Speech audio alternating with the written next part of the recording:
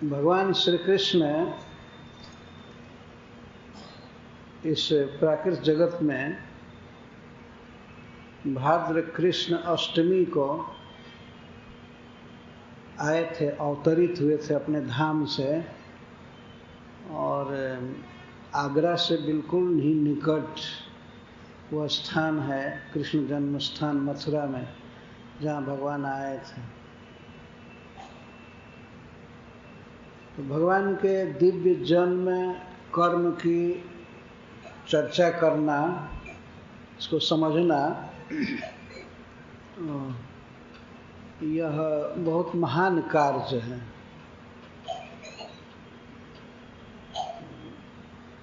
श्रीमद् भागवतम में श्री सुखदेव गोस्वामी भगवान के अवतार की कथा बड़े ही सुंदर ढंग से प्रस्तुत किए हैं। श्रोता हैं महाराज परीक्षित और उनके साथ समस्त ब्रह्मर्षि, राजर्षि, देवर्षि, बड़े बड़े लोग भगवान कृष्ण की कथा सुन रहे हैं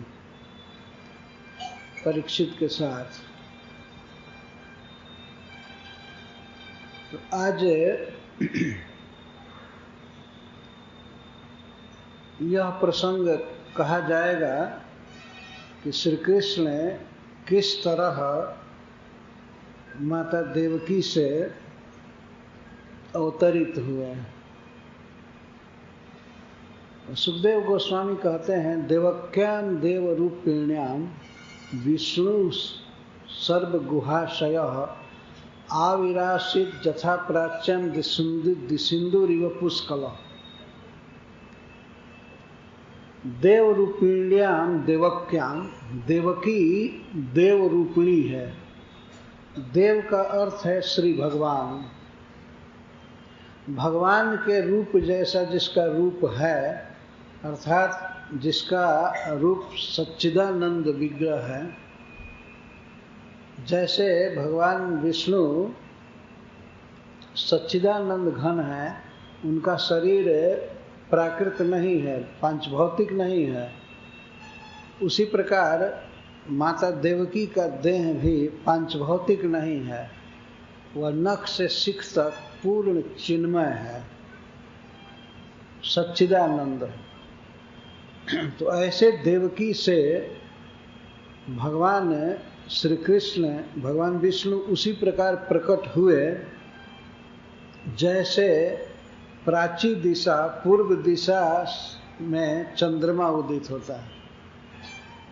तो सुखदेव गोस्वामी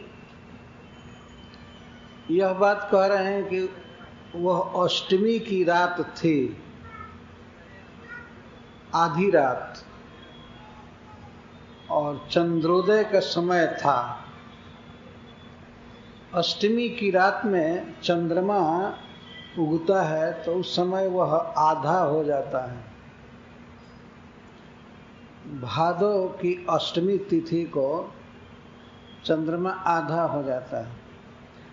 जो पूर्णिमा के दिन चंद्रमा पूरा होता है, लेकिन कृष्ण पक्ष में घटते घटते घटते घटते अष्टमी के दिन आधा हो जाता है।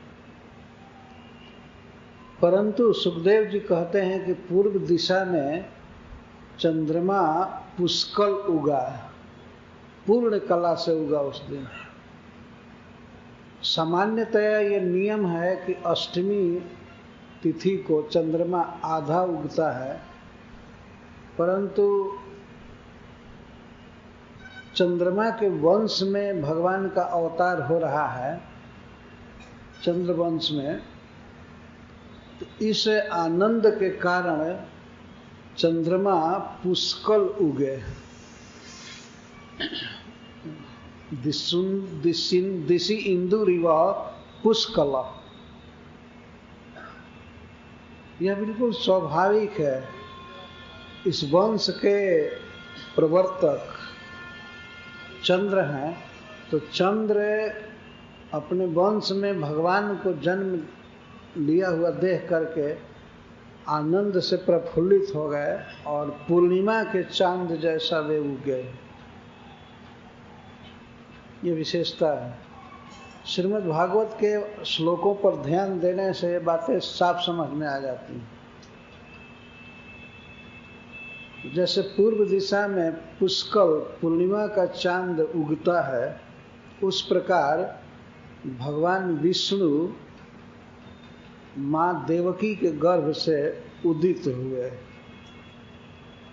और चंद्रमा का दृष्टांत इस बात को भी सिद्ध कर रहा है कि देवकी के गर्भ से भगवान का मूल संबंध नहीं है, अर्थात वे देवकी के गर्भ में जन्म नहीं लिए हैं।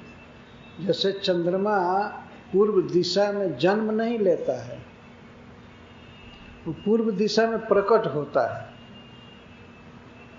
ऐसा नहीं समझना चाहिए कि पूर्व दिशा में जन्म दिया चंद्रमा को। वैसे ही श्री भगवान ने अपने माँ के रूप में स्वीकार किए देवकी को, लेकिन वास्तव में देवकी उनके जन्म का कारण नहीं है। चंद्रमा जैसे पूर्व दिशा में प्रकट होता है, वैसे ही भगवान ने देवकी में प्रकट हुए।